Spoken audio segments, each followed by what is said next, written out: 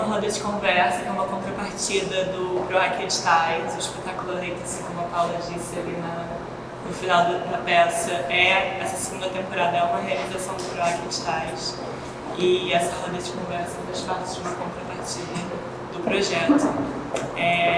Ela tem a intenção muito de ouvir, de responder a perguntas, muito mais do que falar. A gente combinou aqui de dar um contextozinho básico, mas também não se prolongar muito. A gente está, acho que, mais interessado em ouvir as perguntas e responder as perguntas de vocês, né? Então, por favor, também sintam-se à vontade. A gente só pede para quando vocês direcionarem uma pergunta que vocês escolham para quem que vocês vão fazer a pergunta, que isso ajuda a gente a se organizar aqui na fala também, tá bom? Então, bom, a gente vou fazer um panorama de como a gente chegou até aqui, rapidinho. Eu sou Paula Furtado, sou atriz. Eu nasci, aquela mentira. Em 2019, me deu uma vontade muito grande de fazer um monólogo. Atriz, né? Um monólogo. E aí eu conheci a Lani através de uns amigos em comum, e a Lani, conheci o texto publicado da Lani, que ela me deu um texto publicado pela Cogogó, uma dramaturgia, que se chama Só Percebo que Estou Correndo Quando Vejo que Estou Caindo, que está sendo encenado no Rio de Janeiro, inclusive agora, está lá em um cartaz maravilhoso, com outro grupo. E eu chamei a Lani porque eu achei que as palavras dela me tocaram muito, aquela coisa, eu senti uma afetividade ali na escrita dela. E aí eu chamei ela meio despretensiosamente, assim, para uma conversa. Falei, cara, vamos trocar? Vamos sentar aqui e ver o que dá? E deu muito bom, assim, já no nosso primeiro café a gente já ficou igual dos comadres, já assim, que loucura.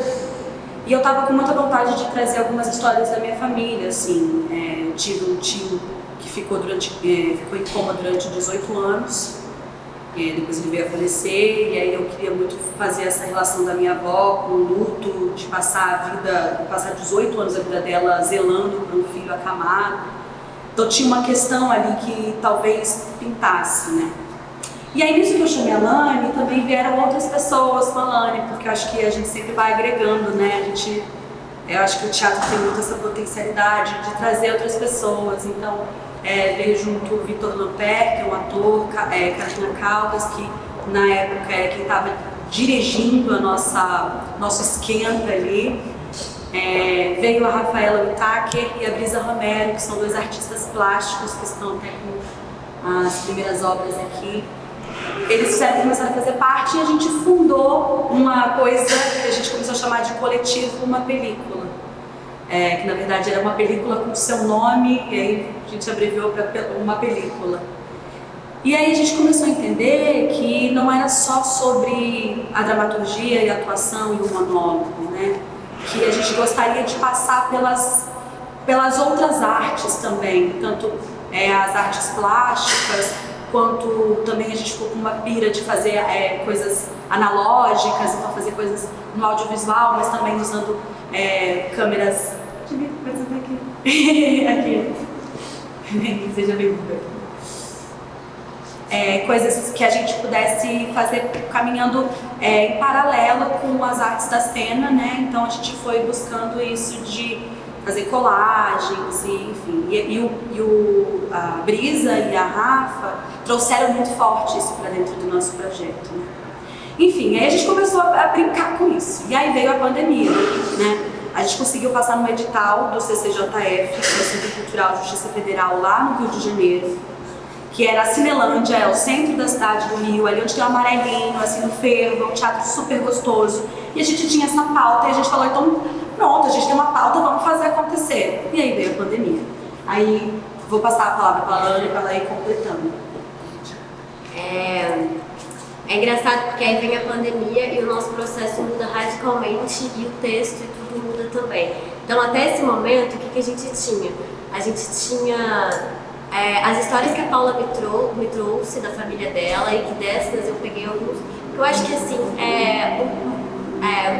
o escritor tem esse exercício, né, de pegar o que é do particular e tentar ver um atravessamento geral, para que ele consiga sensibilizar, né, no micro, mas também consiga falar de algo que nos afeta enquanto todo. Acho que esse é o maior desafio, assim. Então a gente tinha, que a Paula tinha colocado, né, na narrativa dela, essa relação de uma mãe que perde o filho, né, como se fosse uma ordem da natureza que ninguém está preparado para vivenciar, então tinha esse luto da mãe, tinha uma relação também de Alzheimer com a família dela. Meu avô teve Alzheimer, também eu esqueci de mencionar isso.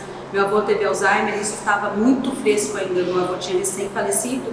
Isso também era uma dor que estava muito forte, eu estava permeando essas dores da família, que não são diretas, né, mas são fortes, mas ainda não é tão um afastamento, né, porque também aí eu entrei muito numa pira do homem, da mulher, como as coisas se dão, né, do cuidado, e a minha avó lutada, e o meu avô, enfim, então foram muitas piras que eu trouxe pra Alane, e a Alane, sabe, assim, meio que pegou, assim, de supetão. Como é que a gente vai trabalhar com isso? E aí o Alzheimer, ele vem, na verdade, eu decido investigar o Alzheimer como dispositivo narrativo, não como característica de uma personagem, mas como que eu vou fazer essa dramaturgia que ela vai se esquecendo e vai se lembrando e vai se repetindo. Então a repetição, ela vem como esse exercício da memória. A gente tinha também o trabalho com as costuras em fotografia, que é entendendo a memória como essa coisa plástica em que a gente consegue costurar, alterar, enfim, a gente já tinha essa pesquisa. Aí veio a pandemia, né, onde a Paula passou a fala pra mim. E aí a pandemia muda radicalmente o texto, que na verdade eu jogo fora e começo outro, porque aí o isolamento social, ele vem nos nossos corpos de uma maneira muito definitiva, e aí tem um clique, né, a gente pesquisa, que na verdade o corpo dessa personagem que a gente estava estudando, ele já estava em isolamento social há muito tempo, assim. Então é um corpo de avós, é um corpo de mulheres de outras gerações, que passavam por um isolamento social muito atrelado ao ambiente doméstico, que tem distinções, né, de raça e classe, mas é sempre esse corpo feminino que é excluído das pautas, das narrativas oficiais, que é excluído das histórias e que é atrelado sempre a uma narrativa da maternidade, do doméstico. Então, a partir do isolamento social que a gente foi obrigada, né, então a gente começou a ter ensaios do Zoom, cada um no lugar do país, assim. Então, e a gente entendendo, né, que esse isolamento social, na verdade, tá horrível pra gente agora estar aqui nesse espaço, mas isso já aconteceu com outras mulheres em outros lugares. Tá acontecendo, né? É uma coisa que acontece, né? Sim, e aqui mais radical com mulheres de outras gerações. Então aí a dramaturgia muda radicalmente durante a pandemia. E aí a Paula se muda na pandemia também para São Paulo.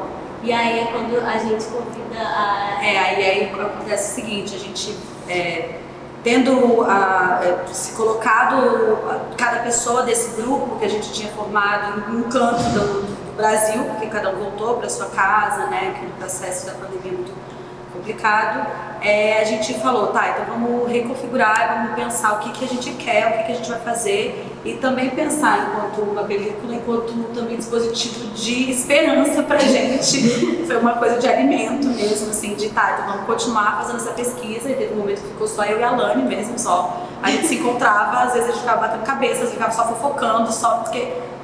E dentro de um trabalho para que a gente pudesse dar continuidade, né? E aí eu vim para São Paulo para, enfim, questões pessoais, mudei do Rio de Janeiro para cá. E aí a Helena, minha amiga já há muitos anos, ela estava morando aqui, a Helena é diretora, e aí eu falei, cara, fez um clique assim, quem sabe a gente não dá continuidade do projeto convidando a Helena. E a gente já tinha essa pauta no Rio. Então, a pauta ela ia acontecer, aquela coisa que ficou, acho que suspensa alguns trabalhos, né? Vai acontecer, a gente não sabe quando, mas vai. E aí acabou acontecendo no ano passado, a gente fez totalmente de forma independente, mas com a pauta bonitinha do edital que acabou rolando. E aí veio o convite pra ela, por favor. Eu cheguei no projeto em 2021 com o convite da Paula, meio pandemia, gente se preparando para algumas pessoas já vacinadas, outras se preparando para vacinar.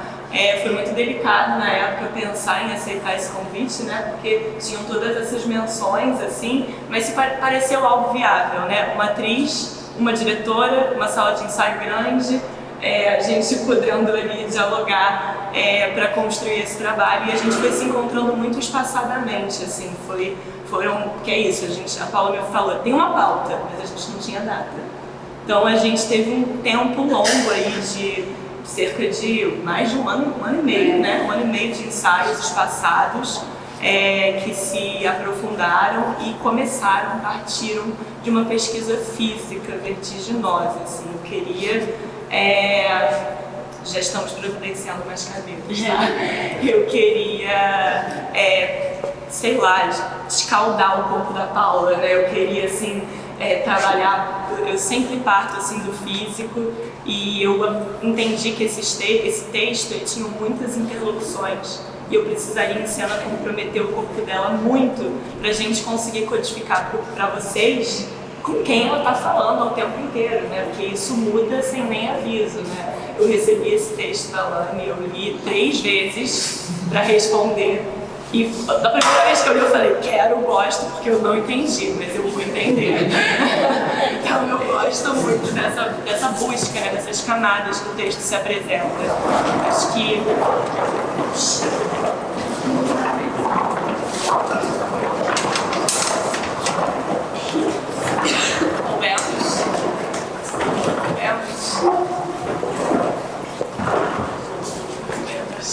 Então é isso, eu li esse texto 3 vezes até responder, mas na primeira eu já sabia que eu ia dizer que sim, porque eu acho que isso me encanta, assim, é uma dramaturgia com muitas camadas, né, com muitas possibilidades de interpretação.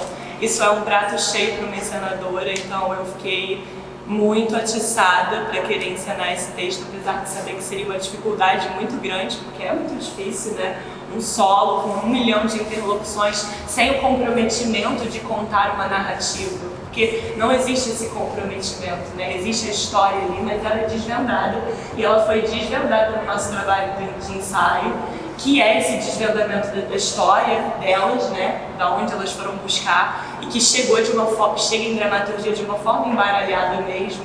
Então eu que cheguei depois no processo me vi muito desvendando essa dramaturgia também e cavucando as histórias delas e até as minhas, porque é uma história que tem essa simbiose, né? Eu perdi meus 4 avós num período de 4 anos, foram 4 anos de luto. A Paula me pegou meio depois desse luto, assim, em 2018, meu último avô faleceu. E são esses aqui que estão aqui, porque é isso, a gente me envolvia também com os trabalhos manuais, elas me apresentaram na época um projeto gráfico muito interessante, que são basicamente essas fotos com esses bordados, essas colagens, são coisas que eu já me interessava. Eu trouxe a proposta do curta também. A proposta do curta, que veio meio junto, esse curta é todo gravado na minha casa, quem assiste conhece a minha casa inteira, porque a gente foi experimentando também essa dramaturgia dentro desse espaço doméstico, né, a partir desses objetos. Então é um processo de muito tempo. No Rio de Janeiro ele foi expresso de uma forma mais minimalista por conta das condições que a gente tinha, né? Então as ideias elas ficaram dentro de uma esfera minimalista, e aqui, com a possibilidade que o PROAC está dando pra gente, a gente conseguiu expor isso de uma forma, acho que mais radical, né? Tipo, acho que a ideia de terror doméstico, ela conseguiu ser radicalizada tanto pela possibilidade da gente fazer o espetáculo nesse espaço aqui, quanto né? uma exposição que era uma já lá atrás, fazer essa exposição antes e ela acontecer aqui agora. Isso, mas isso, acho que isso a ideia de terror doméstico, né, que é o que eu tô falando, ela é muito salientada por esse espaço. Ela é salientada também por uma estética nova, né?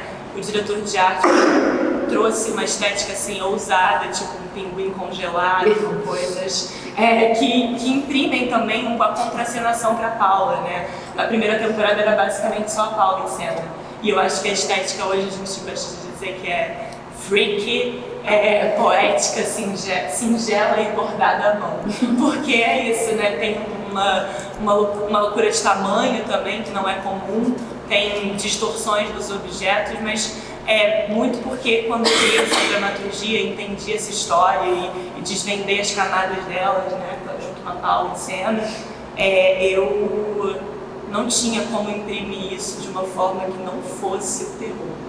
Acho que é uma história de terror que está intrínseca nas gerações anteriores de mulheres, na nossa também de alguma forma, e não tinha uma forma de expor isso mais, assim, da forma que eu sinto que né? A gente escuta essas mulheres, a gente cava para escutar o silenciamento dessas mulheres foi o processo delas, né? Cavucar as histórias para descobrir coisas, porque nós fomos ensinadas a não dizer, nós fomos ensinadas a ficar quietas.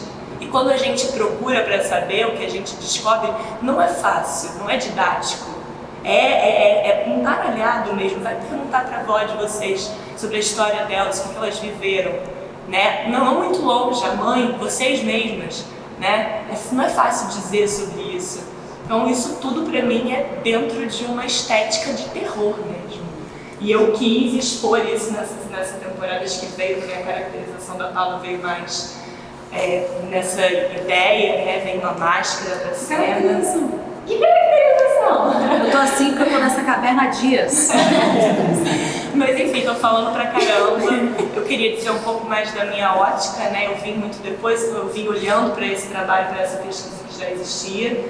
E é isso, por favor. Essa hora é sempre muito... Quem quer? Então, vocês falaram da primeira temporada no Rio de Janeiro e agora eu tive a honra de assistir tanto lá como agora. E é bizarro que vocês conseguiram construir fora tudo isso aqui, essa instalação, tudo, inclusive escutar a proposta disso, que não é só uma instalação simples, eu não sabia que era um porto gravado na sua casa. Quero ver na sua casa, inclusive.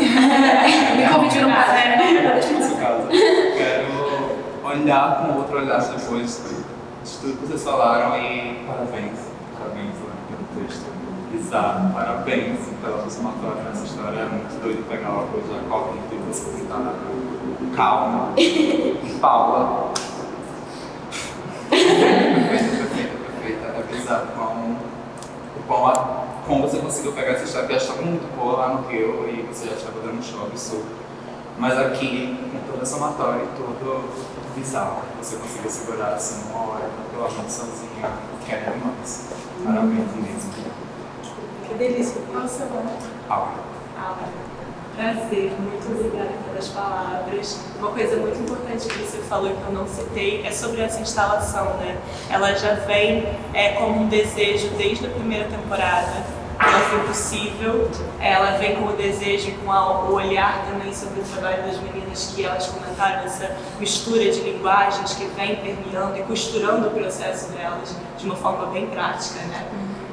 E ela vem com uma possibilidade agora para a segunda temporada. Acho que ela foi uma grande chave da nossa parceria aqui com esse espaço, que se interessou justamente por isso também. Se vocês olharem todas as etiquetinhas, vocês vão achar as artistas que fizeram essas obras e vão poder entrar em contato com elas para, sei lá, conseguir objetos personalizados, bordados, tingimento de tecidos, calças personalizadas, pinturas, tudo que cerâmicas, louças, todas essas artistas, a maioria dessas artistas vivem de trabalhos manuais, então também foi de nosso desejo trazer para cá e ajudar a construir a ambiência desse espaço através de divulgar o trabalho dessas mulheres que durante a vida inteira foi muito subvalorizado, desvalorizado e não valorizado, né? Então também é um movimento importante para a gente, essa janela. Por favor, procurem, marquem as mulheres que vocês viram aqui as obras, marcam também, para todo mundo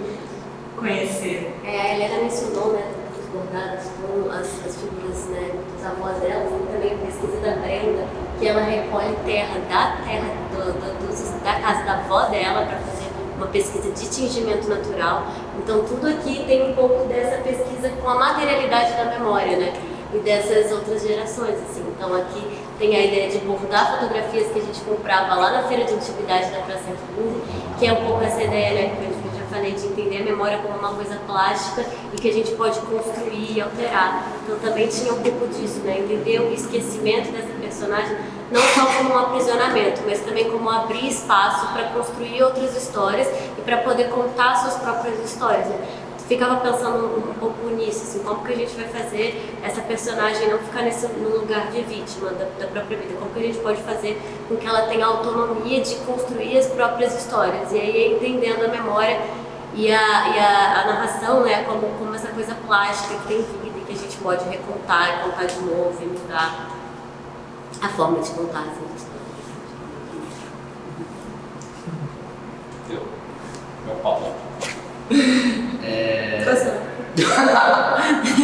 Thiago. Acho que a pior dor de quem trabalha com cênicas é você estar no palco e você falar, puta, sumiu a fala. E eu acho que o processo ele trabalha exatamente com a demência. O processo trabalha exatamente com essa perda dessas memórias e você ter que lidar com isso. Quantas vezes você em cena perdeu, ou como foi o seu processo de entender que as suas perdas ali eram a motriz para você criar novas coisas? Como isso te fomentou fisicamente e corporalmente? Muito boa essa pergunta. Tem uma coisa que acho que facilita nesse processo especificamente, que é o texto da Lani, que é um texto que se repete muito.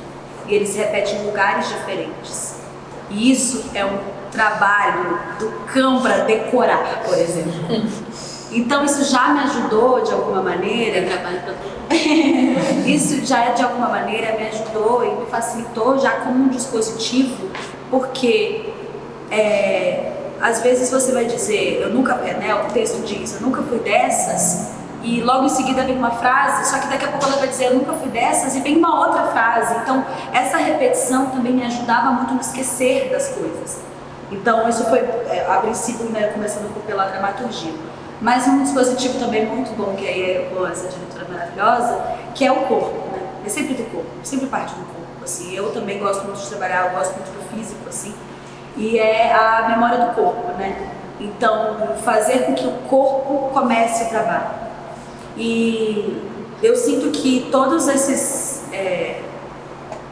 Porque é isso, né? Como a gente vem trabalhando lá de trás, e aí vem a minha avó, aí vem a minha família, aí vem passar as histórias da Lani, porque daí a gente trocou, daí troca... Eu acho que aí trocou com as histórias das avós da Helena, e aí com as outras pessoas que a gente foi trocando durante todo esse processo, também as histórias se confundem. E aí isso é muito maravilhoso, porque tem uma história que eu não sei se é da sua avó, que ela foi andando, ou se foi da sua avó, que ela foi andando a pé, foi sua bisa, entendeu? Então essas histórias também são dispositivos muito interessantes para mim dentro de cena, para com que eu faça essa de perder e lembrar o tempo inteiro, essa confusão, essa mistura das histórias das avós, que são as outras, que não são só minhas, também me ajuda muito como dispositivo de atriz, né? Para ficar mais robusta em cena nesse lugar. Eu respondi a sua pergunta? Sim, eu queria ser mais como elas te deram outros gatilhos, porque é isso que você está falando. São corpos, você representa corpos que não são seus. Sim. É o corpo da bisa dela, da sua avó, que talvez já não era o corpo dela porque ela tinha passado por lá. Você passou por uma construção de corpos diferentes que você não viu. Como é que isso construiu o seu corpo ali? Porque quando você sai e volta com a máscara, o seu corpo mudou, ele está mais curvo. E você tira a máscara e levanta, você decide, ele vira mais... Queria entender como esses corpos imaginários transformaram o seu. Eu acho que assim, a gente não pensou necessariamente num corpo específico, né? A gente não parou e falou assim, esse aqui a minha avó andava desse jeito. A gente não foi por esse caminho.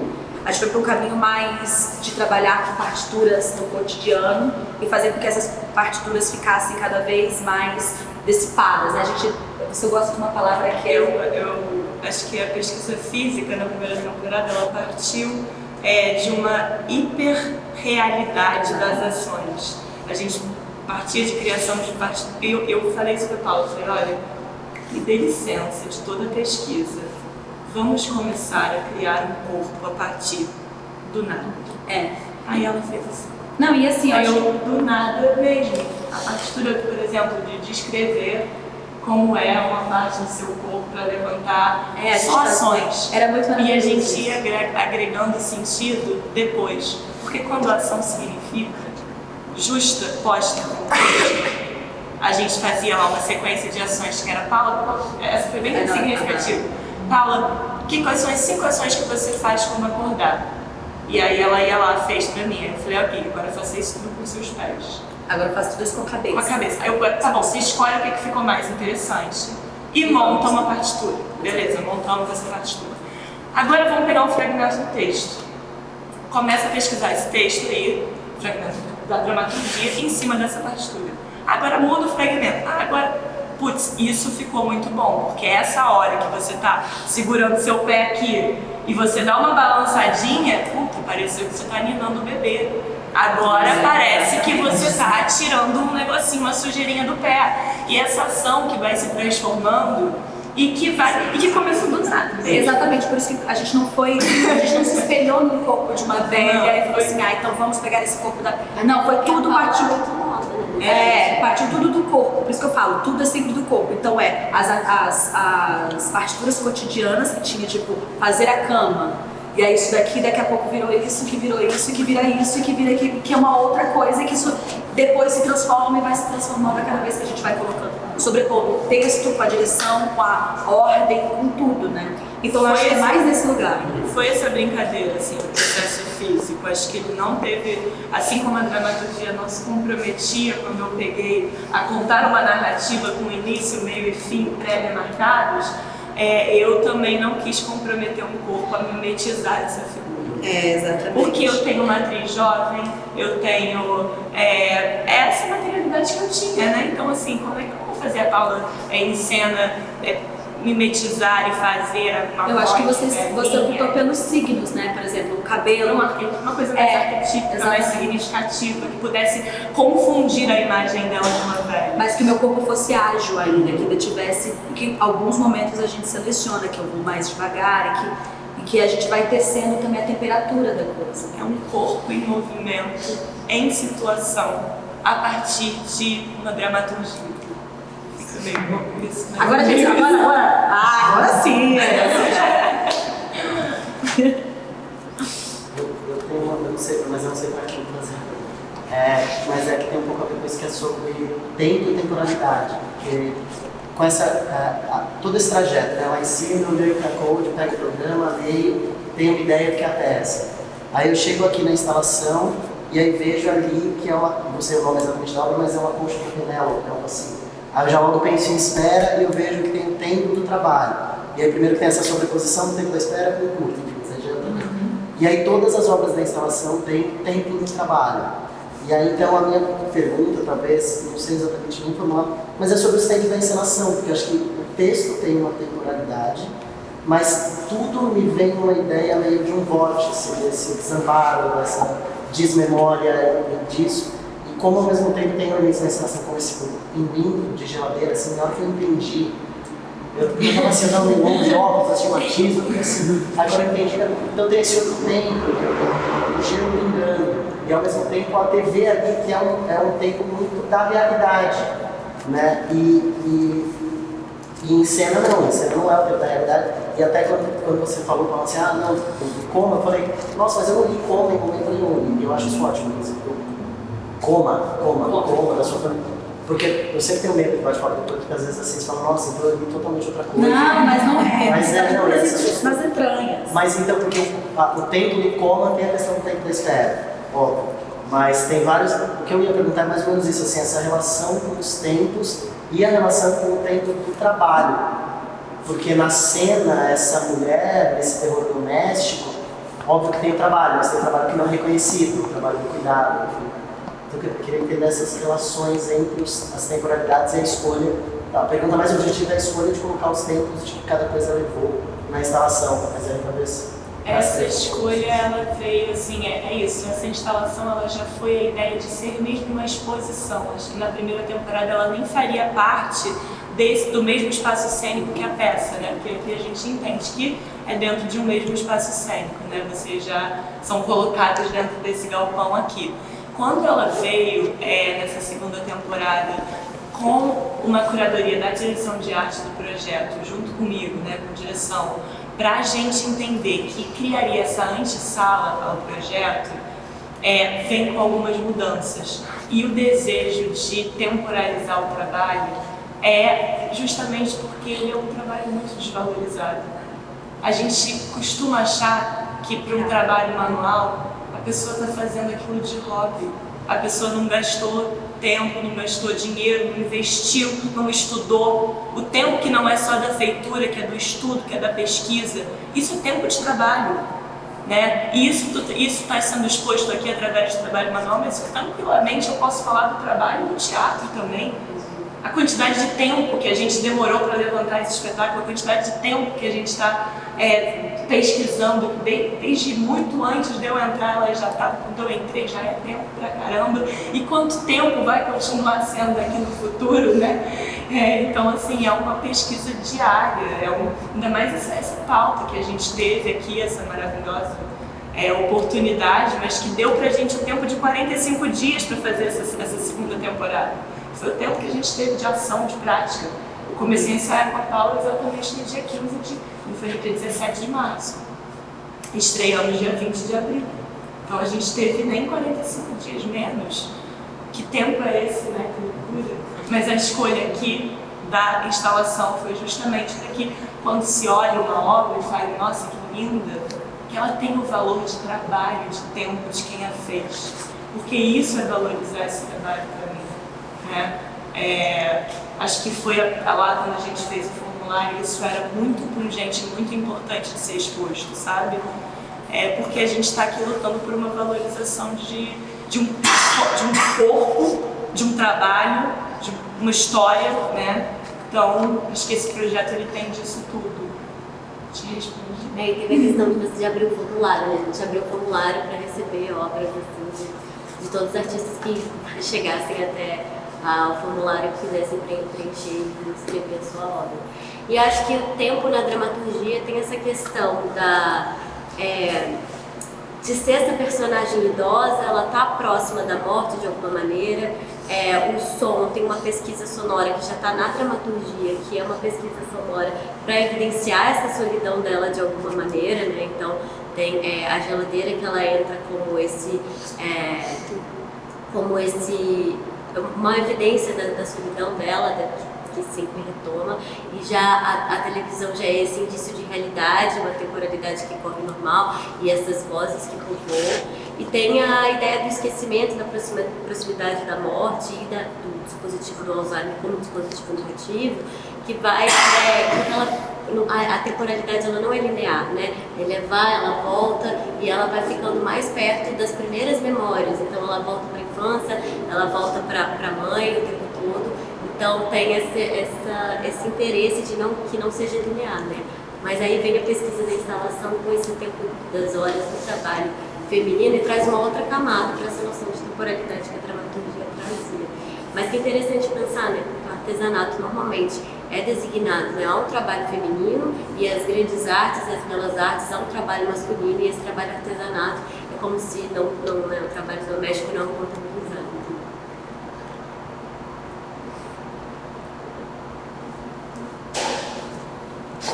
Quer perguntar mais alguma coisa? Eu queria fazer um comentário, não uma pergunta. Meu nome é Bárbara, eu sou amiga da Helena Zilenes, e aí eu vi que ela estava em cartaz, eu falei, vou lá prestigiar. E eu fiz teatro muito tempo, mas hoje em dia eu sou médica e, assim, minha cabeça, ouvindo vocês falarem, eu tô tipo, gente, as pessoas falam muito difíceis, eu sou muito, hoje em dia, muito racional, muito preto e branco. Mas eu achei muito legal, assim, eu fiquei boa parte, assim, tentando construir a história. Eu falei, o que tá acontecendo com essa mulher? O filho morreu, mas aí tinha uma hora, o peito tá empedrado, morreu criança, morreu velho. Eu comecei a já, tentar entender. Ela não criou o filho porque ela não amamentou, você tava empedrado. Eu já médica tentando, criar essas coisas. Mas, assim, essa narrativa do Alzheimer foi uma coisa que eu achei muito legal, que eu lido muito com paciente muito idoso e realmente é muito isso, assim, essa não linearidade do pensamento. Você quer ser eu sou muito pragmática e objetiva às vezes com o paciente, eu pergunto A, ele vai falar sobre C, D, volta no A, e é bem isso, assim, que ela mostrou. Eu consegui ver muitos dos meus pacientes ali que não são nem um pouco lineares. Eu achei muito legal essa coisa de ficar retomando, assim, o texto, a mesma fala, mas em sentidos diferentes ali, assim, usando em momentos diferentes. Eu achei isso muito legal. E tinha mais alguma coisa que eu ia falar que eu agora esqueci. Mas parabéns, meninas, muito legal o trabalho de vocês. Viu? É um exercício de quebra-cabeça, né? Porque o texto ele se repete, mas a intenção é que ele sempre se repete, ele traz um sentido novo. Então são frases iguais, mas com sentidos e associações diferentes. Então é um trabalho de artesanato também, de quebra-cabeça, de cortar e bater e ver o que sentido. Então os machucadinhos da vaca, eles vão ser também os machucadinhos da relação dela com a irmã.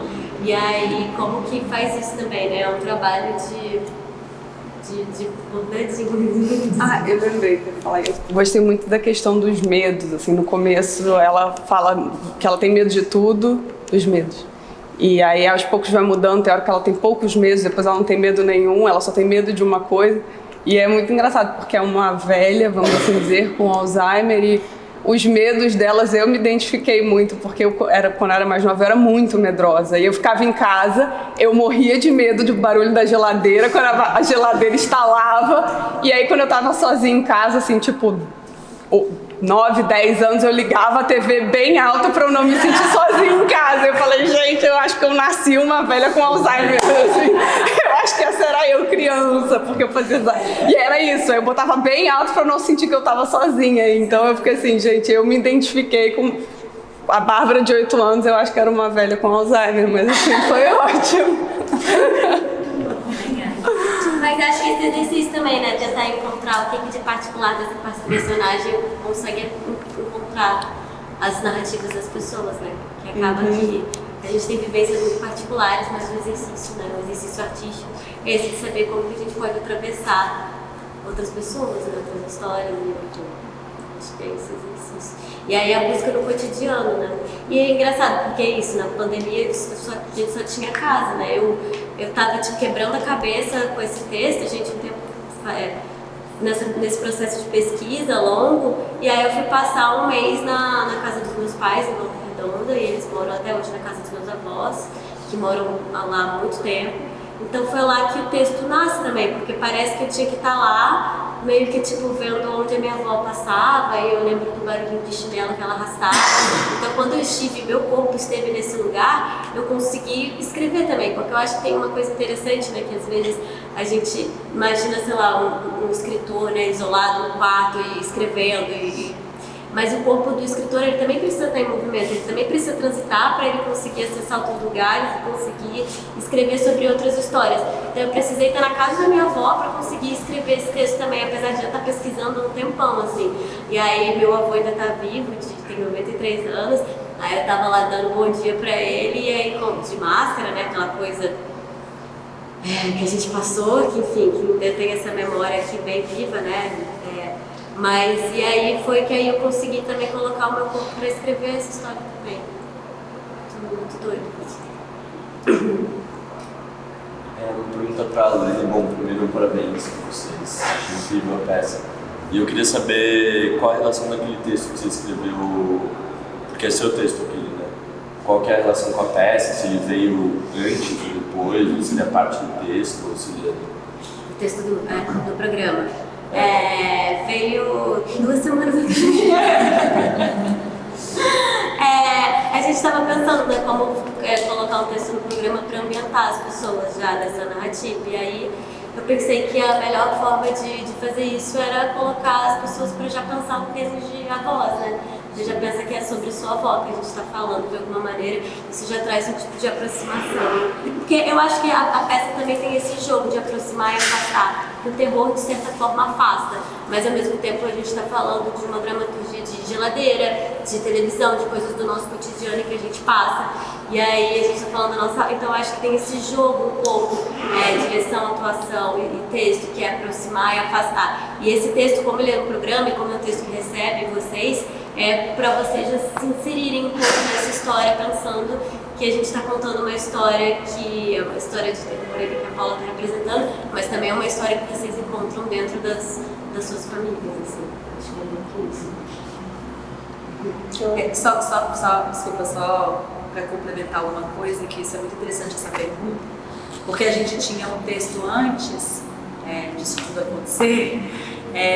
Eu acho muito interessante porque a gente tem os cortes da Alane, assim, vários pedaços de textos do coletivo e do que era leito, de uma coisa que não era, e aí são coisas muito lindas, assim, que ficaram, né, e que a gente fazem parte da construção do que virou o Aleito mesmo, mas é muito interessante pensar que a Lana reescreveu, isso é muito bonito, assim, do trabalho da construção da dramaturgia mesmo, né? Que não é você sentar e fazer e aí falar, não, então eu vou seguir por aqui, vou seguir por aqui. Não, você foi testando várias coisas também ao longo do processo, né? Lá atrás já existia o Alfredo, no primeiro corte, no primeiro texto já existia o Alfredo. Só que ele era outra coisa e agora, sabe, eu acho isso muito interessante, assim, trazendo mais uma curiosidade sobre isso. E ao mesmo tempo eu não tenho apego nenhum, porque aí a Paula, a gente foi escrever o programa e a Paula falou, a gente tem tanto texto, pega algum texto. Eu falei assim, pega você, a gente já tem. Aí eu falei, não dá pra fazer isso, tem que fazer outra do zero. Ela falou, não, mas eu falei, não vou fazer isso. É feio. Eu queria só comentar também. Quando eu cheguei, eu cheguei meio de paraquedas, porque eu não sabia o que ia assistir. O Thiago me convidou, então eu não tinha noção. Na fila eu perguntei o que é a mesma coisa. Então, eu cheguei, li o texto e comecei a ver, assim, não estava fazendo muito sentido, não sabia exatamente se isso tinha relação com a peça ou não, sei lá, se era só uma exposição meio paralela. Mas aí lá dentro tudo começou a fazer muito sentido, eu só lembrava do texto. Aí Que legal. Eu comecei a ver a peça e, nossa, texto. É sobre, assim, no final tudo fez sentido. E foi muito legal, assim, essa conversa agora, porque eu acho que amarrou, sabe?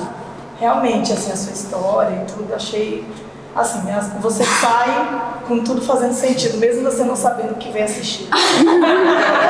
Eu vim na mesma pegada, não fazia a menor ideia. Eu falei, o que será, gente? Não sei, eu não vi nem sinopse, nem nada. Fez muito sentido, assim, no final, e foi legal, tá sendo legal essa conversa pra isso. Se vocês quiserem fazer mais algum comentário, a gente precisa encerrar já, porque, enfim, a gente tem que entregar o teatro, tem horário, centro cultural. Já agradeço de verdade a presença, vocês terem ficado, terem vindo. Por favor, vou repetir o que a Paula disse, o boca a boca é Achei o que era o maior texto todo.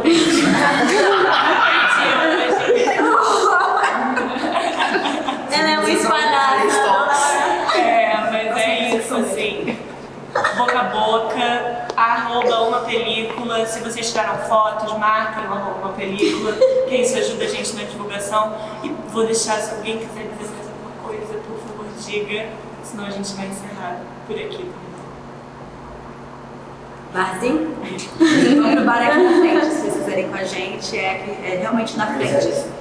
Vamos tomar essa, a gente pode tomar uma cerveja e continuar o A gente pode trocar mais um pouquinho, tá bom? Muito obrigada. Obrigada.